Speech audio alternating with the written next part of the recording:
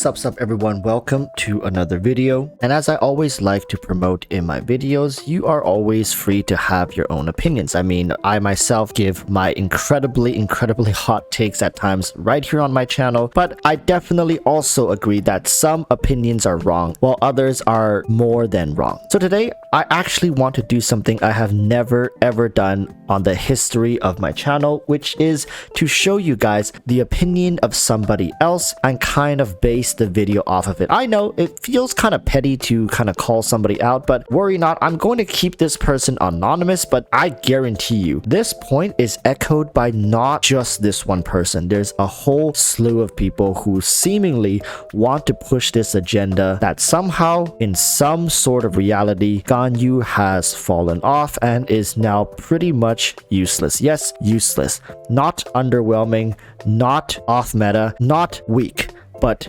useless. Sometimes I do wonder that these people probably wake up in the morning, roll out of bed and just think to themselves, man, I wonder what it's like being a minority, because in this situation it's hard pressed in any scenario to think that a character such as Ganyu has, according to this comment, fallen off. But I do understand the consensus in saying that, well, she's not as good as she used to be. And why is that? Let's explore this a little bit.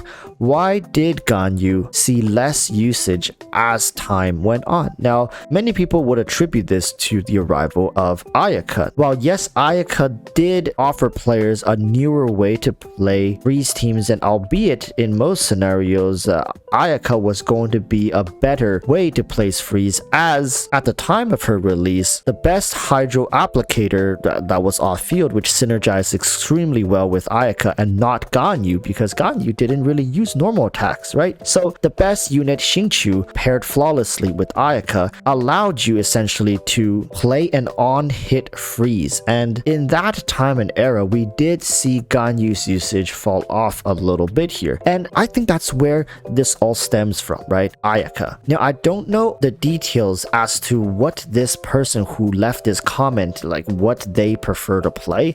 However, I'm pretty sure that Ayaka is going to be a part of that arsenal. It is very fitting in the Genshin space that when people make comments about certain units that they are not particularly fond of or necessarily main, you know, they want to see that character fail in comparison to the one that they play. It's the same with Hu Tao mains and Yoimiya. You go ask most Hu Tao mains what they think of Yoimiya, the best answer you'll get out of them is like, she's good but not as good as Hu Tao, right? That's already very respectable. If you go ask some of the more extreme ones, they're gonna tell you like Yoimiya is hot utter garbage, trash can, right? She's like a 3-star compared to Hu Tao. Hu Tao is the queen of pyro. And this take right here, as you guys see, is very similar to the vibe that you know, those extremists give off. While I do think that Ayaka in most cases is the better cryo character, especially if we're measuring DPS, albeit let me just highlight that if you really want to go deep in measuring DPS at, let's say, C6 maxed out, Ganyu and Ayaka, the difference in their DPS is actually less than you would believe. Many people would want you to believe that Ayaka just completely smashes Ganyu out of the water, but that is just not the case. Right now, Ganyu is just as competitive in the current meta as Ayaka is. In fact, if you go look back in time and try to find the single most consistent 5-star character all throughout the game in terms of meta, Ganyu is among the top 3, I would say, since her release. She has stood the test of time, and if you want to rank characters based off of the era of their release, Ganyu would be in the same category as Zhongli, as probably the most outstanding character released to date when it comes to withstanding the test of meta. Now, HoYoverse has in many occasions even implemented units with mechanics to counter Ganyu, because she is quite literally a plug and play character. Her artifacts that most people would run will be the Wandering Troop set, which has no activation requirements apart from just using your charge shot. It's not very convoluted, it's not overly complex complex, and playing Ganyu is really just about landing your charge shots. If you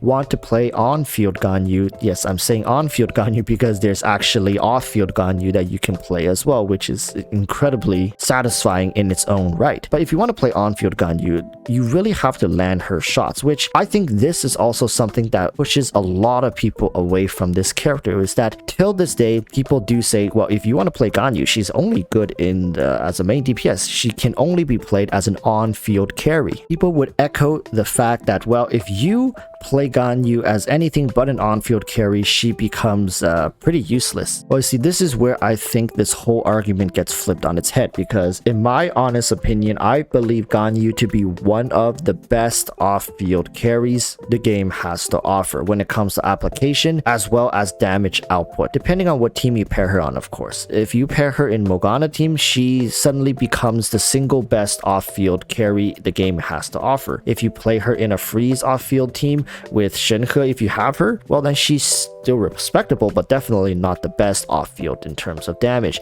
However, in that particular team, her usefulness comes in the sense of cryo applications. Now, if you guys have played any freeze teams with Rosaria in it, just think Rosaria but on crack, beyond crack, like Rosaria on some sort of foreign substance that is just game shattering.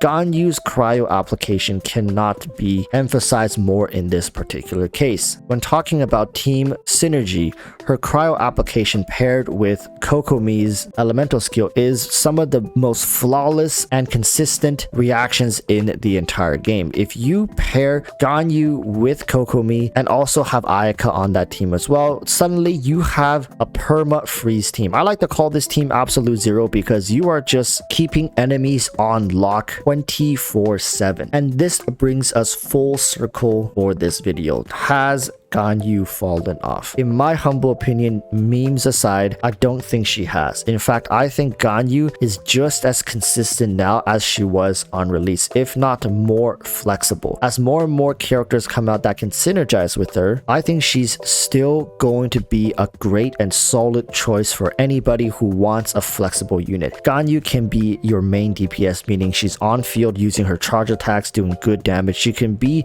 your support DPS, meaning she is off field supporting your main DPS through her burst skill, and once in a while when your main DPS needs to switch off, you can switch on Ganyu, fire like 1 to 2 charge shots and switch her off. So in that sense, she can be a support DPS, or she can just straight up be an elemental support, meaning all she does is use her burst. You don't even need her to come on to charge attack. Burst for damage and cryo application. She fills all three of these roles, and it would be nice for somebody who's just starting out the game to pick up a Ganyu. If you missed out Zhongli and you just started right now, picking up a Ganyu isn't the worst choice. Now, I know a lot of people are going to be skipping her for the Dendro Archon, and that is completely fine as well. It's just that I wanted to make this video to kind of make sure that nobody really falls into this trap in thinking, well, Ganyu is trash. Ganyu is still easily one of the best damage options in the entire game, and however, certainly does not have the tendency to power creep characters. So you can expect Ganyu to remain in this position for quite a while, if not until the end of the game. So with all that said, thank you guys so much for watching. I wish you guys the best of luck when summoning, and I'll see you guys in the next one. Until then, urge you all to stay safe and peace.